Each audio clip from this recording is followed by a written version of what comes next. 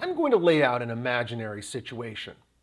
You walk into an open house some beautiful Sunday afternoon and you fall in love with the place. I mean, full on LOVE, and you want to make an offer immediately. But you don't know a local real estate agent. What do? Well, you might call a friend to see who he knows, or you might go online to do a little searching, or you might find the agent standing right there in front of you at the open house so dang friendly that you think, hey, why not have her write the offer for me? But if she's the listing agent, are you really going to get what you want out of the deal? We're going to talk about that next. Stay tuned.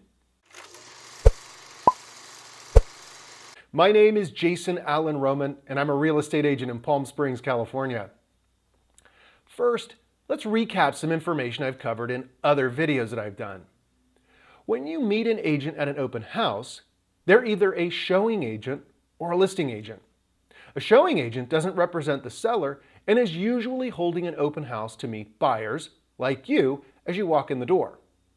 They're almost always with the same brokerage as the listing agent, but that's not critical to our discussion right now.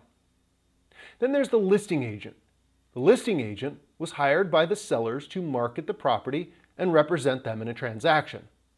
This video focuses on whether you as a buyer should hire the listing agent to represent you in an offer to the sellers. Are we good? All right. There are basically two schools of thought on the subject. The first one goes like this. Buyers should use the listing agent because there's a competitive advantage over other buyers trying to get the same property. The other goes like this. A buyer never gets a fair deal using the listing agent because that agent is only in it for the sellers.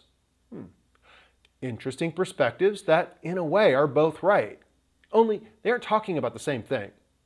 Now, I'm going to try and unpack what I just said, but I need to make a few things clear before we begin. First, I'm not going to explain dual agency in this video. It is definitely an important subject, but in a broader way, and it doesn't really help right now. I'll do that in a video later. Second, in some parts of the country, a listing agent can write an offer for a buyer, but they're actually not representing them. In those cases, they're just sort of acting as a clerk. The agent should disclose that to a buyer, but a buyer also has a responsibility to get clarification. And third, for this discussion, I'm assuming the listing agent is in a position to write an offer on the buyer's behalf and also act as the buyer's agent in the transaction. Okay, back to our imaginary circumstances. The big question you as the buyer need to ask yourself is, what are the market conditions at that moment? Now, you can answer that question objectively. Just look at the absorption rate of similar properties in the area. Realtor.com has a tool on their website that shows the median days on market, and that's going to give you a good idea of how quickly or how slowly homes are going into contract in the area. It's an easy tool to use. If the days on market is low or falling, then that suggests the market is competitive and offers need to get in quickly and ideally be spot on.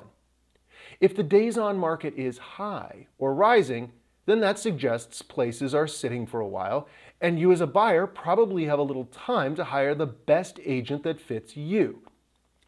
In other words, if the market is really competitive, then the first school of thought that says using the listing agent does have merit. Think about it for a moment. The listing agent is going to know exactly what's happening with this particular property and exactly what makes the sellers tick better than any other agent. Using him or her to write your offer presents a competitive advantage over other buyers. So if that's true, how is it also true that a buyer never gets a fair deal when they use the listing agent? Well, in that model, buyers typically want something more than just the property out of the deal. They want the property, but only under certain conditions that they dictate. Let me start over. When the housing market is competitive for buyers, we call that a seller's market. It basically means there are more buyers than available homes. It may be with respect to the whole housing market in an area, or just a certain price point, or for a certain type of house, like 3-bedroom, 2-bath homes near a particular school. In those cases, sellers get to dictate what they want from a deal. It might be the price, the timing, or any number of things. When this is what's going on, then buyers tend to look for any advantage, and someone just coming along without an agent might be well served to use the listing agent to represent them in an offer. Hence the competitive advantage reason for using the listing agent. But at the other end of the spectrum, when it's not a seller's market, or a buyer is really looking to dictate terms, then using the listing agent to present an offer is less of a clear choice. Why? Because buyers looking to the listing agent as an ally will quickly bump up against positions the listing agent helped define for the seller. The listing agent provided the seller with information to arrive at the asking price. Expecting that agent to turn around and write an offer substantially lower calls into question their judgment as much as the seller's. This is a very thin tightrope for anyone to walk. So, back to our original question of whether you should use the listing agent to make an offer. The answer largely depends on the market conditions, how bad you want the house, and what you want out of any sort of transaction. If the market is hot and you want the house at all reasonable costs, then using the listing agent when you don't have an agent makes some sense. If the market is hot and you want to dictate terms in order to feel good about the deal, then using the listing agent probably isn't your best choice. Let me put it more plainly. If the market is competitive and using the listing agent is expedient, go for it. I wouldn't dump an existing relationship you have with an agent just to get a perceived edge, because there's a sizable ramp up to working with any agent. But if you've got no one in the wings, then sure, use a good agent that can represent you and the seller.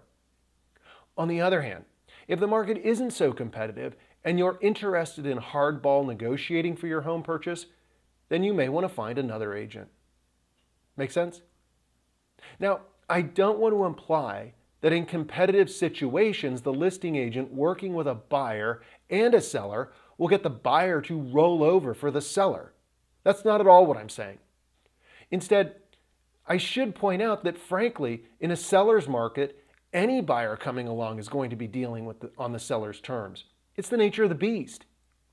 What I am saying is that when you work with a listing agent, you can be sure your offer will get submitted before any deadline and that it will get the benefit of serious consideration because the agent knows just how serious you are about your offer.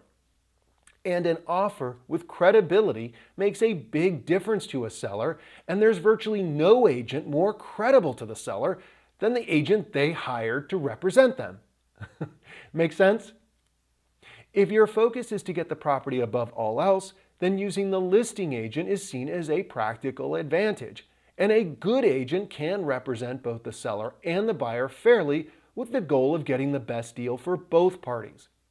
But if you don't trust the listing agent to be fair, or you want some distance so you can press your interests over mutual interests, which by the way is perfectly legitimate, then find a different agent to make the offer and negotiate a deal.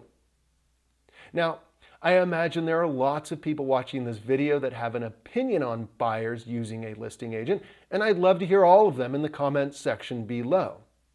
And if you've been on either side of a deal where one agent represented both sides, let us know how it turned out. Finally, in some parts of the country and with some brokerages, a single agent is prohibited from representing both a buyer and a seller in a single transaction. If that's the case in your area, forget everything I've just said and focus on finding an agent you trust long before you're desperate to make an offer. If you don't know someone in your area, ask me and I'll see who I know around you. As always, I hope you found this video interesting, and if you have any real estate questions, reach out to me and I'll do my best to answer them in a future video. Of course, if you're looking for an agent in the Coachella Valley or Palm Springs specifically, I'd love to interview for the job. Thanks for watching.